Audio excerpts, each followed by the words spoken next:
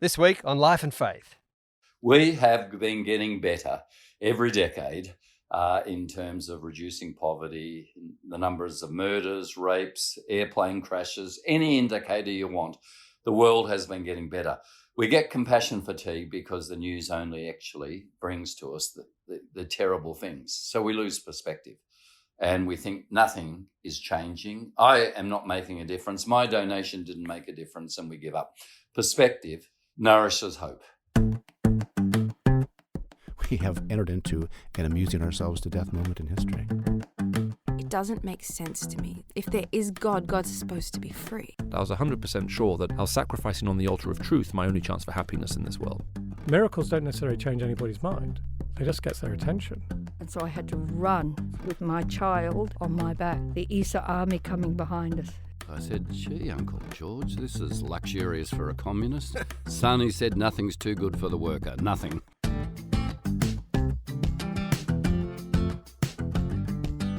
Welcome to Life and Faith from CPX. I'm Simon Smart. And I'm Natasha Moore. And today we welcome back to the podcast. He's joined us a few times before, our colleague and the man described as Australia's favourite social justice activist, Tim Costello. Welcome, Tim. Lovely to see both of you, colleagues. Thank you, Tim. Well, you and Natasha have both recently published these little books. They're really more like extended essays. The first two in the series of books from CPX is called Reconsidering. Now, we did a Life and Faith episode last term on Natasha's book, The Pleasures of Pessimism, so we thought it was only fair to get you on, Tim. So it's your turn today. Yep. Your book is called The Cost of Compassion. We're kind of running with the alliteration here. It's a very rich little book, conversational, but lots packed in there. And we won't be able to cover all of it in this chat. But really, we wanted to ask you three big questions. I'm going to tell you what they are up front. The first one is going to be, why is compassion complicated? Secondly, what about the problem of compassion fatigue? And then also, who is compassion for? How does that sound? That sounds great, Natasha. I hope I pass your examination. We have these hoops for you to jump through, as always. So let's see how we go. So, Tim, there's a sense in which compassion seems straightforward to people. Everyone wants to believe they're compassionate. We all do, whatever side of whatever political argument people are on. Everyone claims to be acting out of compassion. So I want to ask, if nobody has a bad word to say about compassion, why aren't we better at it? Why is it so complicated? Yeah, well, in writing this little book, I was scratching my head about that. You won't find anyone who actually says humans shouldn't be compassionate. And in some ways, that's a great tribute to what I would call the image of God in humans. If God is compassionate and we are made in that God's image, it stands to reason that all humans valorize compassion and say it's so important. It then gets messy because we soon discover that we have different objects of compassion, priorities for compassion. It gets even messier when we try and add them up into a political stand about who is compassionate or more compassionate. It's fascinating to me that whether you're on the right or left or in between, you will validate your political stand by appealing to compassion. So it is the universal benchmark, and yet we still divide, and often divide quite bitterly. So if we take the recent federal budget, despite an eye-watering level of debt, $1 trillion of debt, I think most Australians said it's compassionate to borrow that much, to give tax returns, to create jobs. We know so many businesses, life businesses in many cases, have been shuttered and maybe shattered. That was compassionate. Equally, some of us would say it was wonderful to see, in my case, an increase in aid, $300 million for people who are different, compassionate, those overseas. But some criticism, and I share it, no spending on social housing Why do we have homelessness? Because we don't spend on social housing.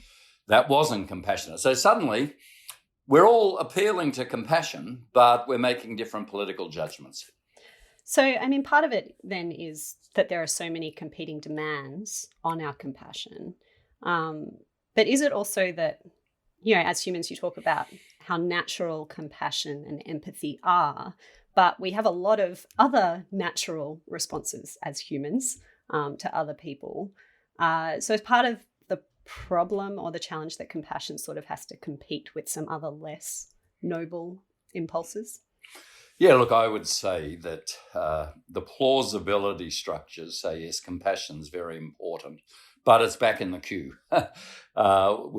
We would say freedom is perhaps more important, and freedom translated into I worked hard, all taxation is theft, how dare they take it from me? I've lost my freedom. That seems to be ahead of the queue. Certainly the sense of order, that chaos in society is devastating. Therefore, defence spending, police spending, court law enforcement has to be fundamental. And then in front of the compassion often is flowing out of that. We want the infrastructure to go about our lives. So compassion sometimes becomes the crumbs from the table after we've met the other needs that are more natural or higher. And that's kind of that's on a social level, but on a personal level, we struggle with this as well, right? You used the example in the book of a particular Seinfeld episode that brought this home to you. Yeah, so Seinfeld, I think still stands the test of time, at least with this baby boomer. There is an example of great compassion. So Elaine and Jerry and George decide that they're going to do something compassionate because they're good people. And to be good means to be compassionate.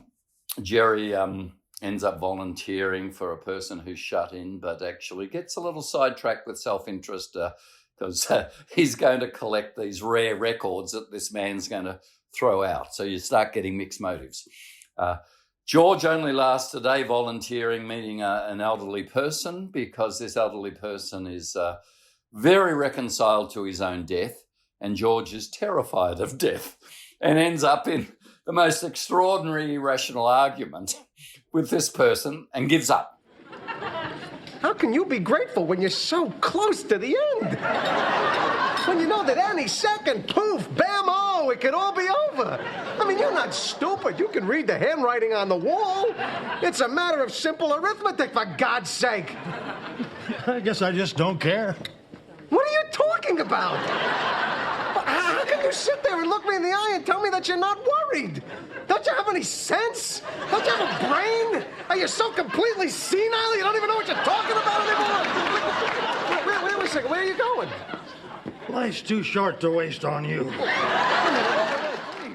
And when they say after a day you've given up, George, he says, giving up's the only thing my family's good at. We're champions at giving up. Elaine goes to visit a shut-in woman who suffers a horrible goiter, which is almost like a second head. So appalling. We only see the back of this woman's head, and you can see the look of horror on Elaine's face. And she's just wanting to get out of there. She's so appalled. And the woman has a picture of her as a young woman, and she's quite beautiful. Elaine stumbles out a question and discovers this woman was once Mahatma Gandhi's lover. Suddenly, Elaine is looking past the goiter, coming back and visiting, really engaged, and her channels of compassion are open. Now, I think all of us resonate with that because it's all of us in those reactions. We stumble at compassion. We valorize it and say it's the most important thing and we better do it, and then we stumble. Exactly. So, Tim, maybe there is a question here as well about whether compassion is so universally applauded after all. The atheist philosopher Friedrich Nietzsche famously called Christian compassion. Remember, he said that compassion was something Christianity had foisted on us. He called it a weapon in the hands of the weak. I wonder if in this increasingly volatile political climate, with a bit of a return to strongman politics, whether we can count on compassion to seem attractive to most people. What do you think about that? Yeah, look, I think Friedrich Nietzsche was the most consistent and ruthless voice, not just attacking Christianity, but the notion that if God is dead, as was largely true in Europe of his time, you cannot bank the morals that comes from God being alive. And he pushed ruthlessly the inconsistency of what we today might call secularists or atheists, saying, you should join me. Christianity that pities the poor, prioritizes the meek and the poor, is a slave morality. There is no room for compassion for them, because those who've done the most excellent things in the world are the wicked and the strong. And excellence should be valorized, not the meek, not the poor. So I haven't heard today secularists actually valorizing Nietzsche's wicked and strong. They still borrow against Nietzsche what I would say are quite profoundly Christian values, and I call it the great reversal in my little booklet, The Cost of Compassion, the reversal where not the strong and the great are put on a pedestal, but the weak and the poor. So I think you're right. I think authoritarian populist leaders, often ethno-authoritarian populist leaders, are saying compassion ends with us, and it doesn't include even those of us who might be the wrong caste, the wrong colour, the wrong gender, the wrong sexuality. I think we are seeing that.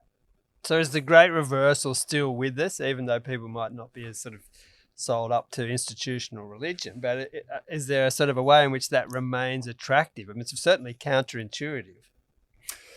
Yes, it still is. There are very few authoritarian leaders that speak in Friedrich Nietzsche's idiom, as inexorably relentless as he was. I think Nietzsche was actually spot on. So that great reversal is still with us. It still is the imprint of how we largely talk.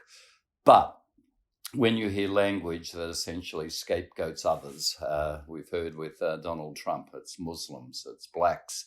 He won't criticize white supremacists. We saw that in the debate. You see it's being eroded.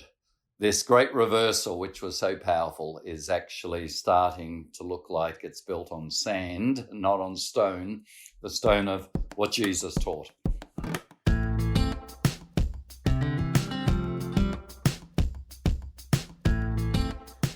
Simon and I are talking to Tim Costello about his new mini book, The Cost of Compassion. Tim, I want to ask you about compassion fatigue. I imagine this must have been a problem that you had to think about, particularly during the years that you spent as head of World Vision Australia, dealing with disaster after disaster and so much suffering in some of the world's most desperate places. Is compassion fatigue something that you have experienced yourself? Yes, it is. And it comes from a sense of being overwhelmed, a loss of your own agency. When you show compassion, you often idealize it in your own mind, saying, I can change this situation, I can bring hope, I can bring comfort. And there are certain situations where you realize it is so overwhelming. You are rather impotent. And there's almost a resentment. Why did I even bother? And they don't even deserve me. And that compassion fatigue, I think, is really dangerous because it starts to deny your own humanity, in the spark of God. What's the antidote to that? What have you found to be helpful? Acknowledging the reality of those feelings. I sometimes am giving a speech in a happy situation, unrelated to any World Vision work or humanitarian disaster I visited. And without warning, I'll find myself in tears. And the listeners will go, that's odd. What's he crying about? And I'm crying because I've seen the image of a woman in Sudan who got raped. And I talk about my first disaster in Sudan, Darfur, in this booklet, The Cost of Compassion. And I realised that I am feeling a tangle of emotions. Guilt, did I do enough? Impotence, I left, she had to stay. Trauma, I think the tears, you build around your emotions a wall, going, what you've seen others haven't seen, and therefore you can't be angry at them that they don't understand, so you build a wall. But you discover that the walls leak, they hemorrhage. And I think acknowledging that reality is the first step to dealing with compassion fatigue. Secondly, acknowledging that you're not the Messiah. You're limited and you can only do what you can do. And far worse, to give up and be resentful than to, in a limited way, still go on caring. Those steps are really important to overcoming compassion fatigue. And I mean, you're talking about experiencing this in a position where, you know, if anyone can do anything about it, it's kind of you're at the head of this organization that is doing something. Whereas for most of us, you know, with our daily news intake, we have all this information about what people are suffering all over the world. And, you know, there is the limits to what we can do are so tight. What advice do you have for people about kind of news intake and, you know, like is that a cause of compassion fatigue? What can we do about it? Should we take in less of it, or do we need to expand our compassion somehow to encompass everything? No, I think we need to get perspective. The perspective, and there's a wonderful book called Factfulness, which shows that we have been getting better every decade in terms of reducing poverty, the numbers of murders, rapes, airplane crashes, any indicator you want. The world has been getting better. We get compassion fatigue because the news only actually brings to us the terrible things. So we lose perspective and we think nothing is changing. I am not making a difference. My donation didn't make a difference, and we give up. Perspective nourishes hope and nourishes optimism that is based on the fact that things are getting better, and the support that is given does make a difference. That's why I talk about in this little booklet all of our dilemmas of walking past a homeless person on the street. And we all know that if we throw them some money, it might go on alcohol or drugs. If we stop and just talk to them, we might lose too much time, because once you're drawn into a person's story, it's a bit rude to suddenly cut it and say, I've got to be at the office. We are conflicted, all of us, by this. And I don't resolve that tension. I say you live with that, because far better that you actually engage and let that person know that they're not invisible, and explain, if you've got to move on, why you have to do it, than simply harden your heart and pretend they're not even there. Not saying you can stop with everyone, but that's living with the messiness of life. And I think that's profoundly important for compassion. Perspective and engagement are what we need. Tim, let's talk about, I'm going to phrase it this way, the question of who compassion is for. I was watching this old interview with Mother Teresa. It's from 1993, and she talks to the BBC. It's like the first TV interview that she's given in a decade. And she's talking about the work that her sisters, the missionaries of charity, are doing around the world. And she says this really interesting thing. She's not super easy to understand, but I'll let her say it. Yeah, and what is very beautiful, that many people thank me for giving them opportunity to do works of love. It has helped so many people. They would have never had a chance to do anything for the poor. And now, through us, they are getting involved in the work so much. So what she's saying is, like, here's what's beautiful, that this work has helped so many people who have never had the chance to do anything for the poor. You know, not just that it's helped people who are poor, which is maybe what we'd expect her to say, but it's helped the people who volunteer in the work. And I guess our assumption, though we might not put it quite this crudely, is that compassion is something that rich people show poor people, or lucky people get to show unlucky people and feel good about themselves as a result. How do you think that understanding of compassion, of kind of who it's for, is wrong or inadequate maybe? No, I think she's spot on. I think the great learning from me, for me, was this actually is about my humanity as much as the person I'm, in inverted commas, helping. And overcoming in myself the need to be needed, the need to be a rescuer, and realizing this is actually an opportunity for me to be a vehicle, as she puts it, of love, is where true happiness lies. I don't think this is a mystery to most people. It takes barely a nanosecond in conversation when you ask people what really gave them joy, for them to say something like Mother Teresa just said. They will say, actually, when I was able to express that love, do that act of kindness, the sense of integrity, exhilaration, and joy was just 100-fold. It's far more blessed to give than to receive, and we get the blessing. That is, I think, spot on what Mother Teresa said. What does that mean for people who are not in a position to, who are in kind of extreme poverty, or find that they don't have as much of an opportunity to be generous? What does that mean for them? Yeah. You know, the misunderstanding that we often have about poverty and wealth is that people in extreme poverty are only recipients. I had that when I began working at World Vision. Well, I didn't really have it. I'd worked as a Baptist minister in St Kilda, and I discovered in an Aboriginal woman called Eva, who was the Mother Teresa of the streets of St Kilda, her giving away her last dollars, even though her pension check wouldn't come for a week and she didn't know how she was going to eat. And her joy. She had a Christian faith. She suffered from schizophrenia. Her bodily odour was pretty on the nose. She was a classic street woman, and she was the model of Jesus. She was the Mother Teresa of the St Kilda street. So I actually knew this in the joy in her life and the utter poverty by Australian standards of her life, even before I joined World Vision.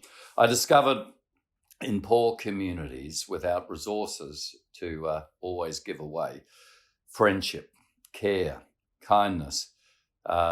These things are what compassion are.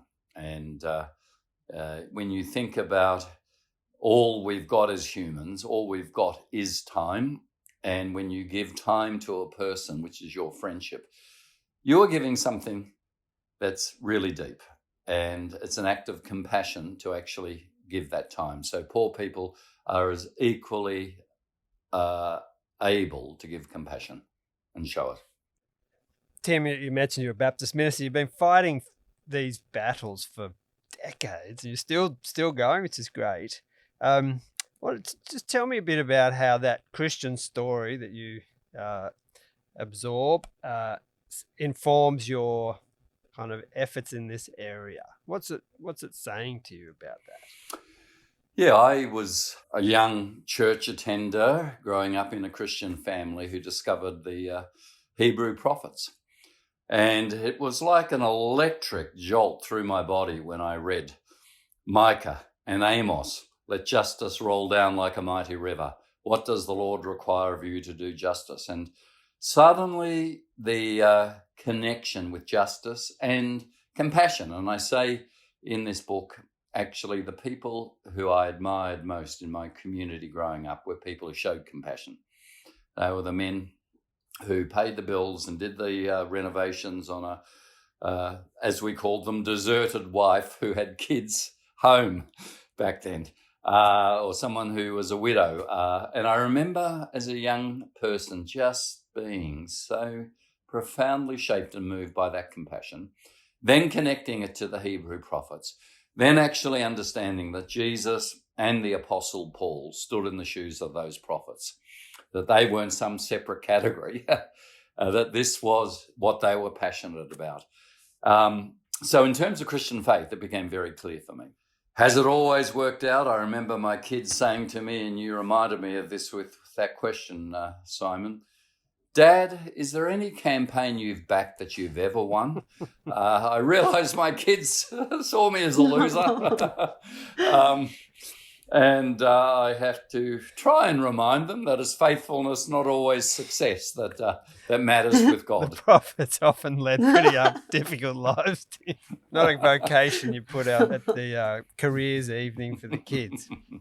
No, I think that's very true. And I don't think my parents ever thought that. But look, I went into law because I thought that was about justice. I discovered it was mainly about sending out bills and business. So my journey actually has been pursuing justice as I understand it in my Christian faith. Tim, I wonder what you think about this year, the pandemic and all the things that that's brought up, and whether it's brought compassion into even sharper focus. Yeah, I really do. I think this is the first crisis which is global. Every other crisis I went to, there was a normal beyond the earthquake, the war. This is everywhere.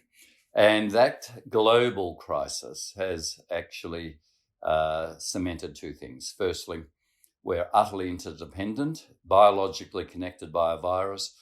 Donald Trump, Boris Johnson, Tom Hanks can get the virus as easily as any vulnerable poor person. Secondly, in who gets help, it's disproportionately unfair. And I write in this book about those who are in essential services around the world and have put their lives on the line by turning up so the rest of us could actually go on in this pandemic. I think the solidarity and compassion shown by younger people who are least affected if they get the virus, for people who are old like me or those who have pre-existing conditions, is an act of solidarity and compassion. They have had their lives shut down when there's pretty low risk for them, for others. And I want to salute that. I think that has been extraordinary sacrifice, and it comes from compassion and solidarity for others. So I think that's the one silver lining that has risen to the surface in this crisis. Does that make you hopeful about compassion and its future? Yeah, I actually am hopeful. I do believe that my generation, the worst saving, highest spending generation in human history, the government had to introduce super to make baby boomers save. We have lived with extraordinary indulgence since the end of the Second World War without a crisis. And this crisis, which I wouldn't wish on any of us, I think shapes young people to go, life is fragile and there are sacrifices to be made and there is compassion to be shown. I actually think that gives me hope in terms of what young people have seen and how they largely have made choices. Tim, you make the point in the book that compassion is all about suffering with someone else, sort of alongside them. And it's in terms of especially the aid and charity work that we kind of get called to support, there's not much of that. But how do we kind of have truly compassionate lives? Yeah, I think most of us feel empathy, and talking about Seinfeld, we laughed at the shallowness of that empathy. Compassion is more than empathy. It's actually suffering with. Compassion is also more than just empathy for people who are like us, who we share a culture with. It's actually a common humanity and people who are different. And to suffer with them is beyond an expression of, what might be on our social media platforms. It's to give, which might hurt us. It is to find the time to, if we're able to, sit with, listen, give time. I discovered in development work that the most profound part of it isn't the hardware, the well, the school, the health clinic. It's the software. It's coming alongside, sitting with, listening, saying, I know your name, and God knows your name. I'm looking into your eyes. I'm not walking away. That actually is much more profound than just the hardware of whatever aid comes in. And I think that's what suffering with means.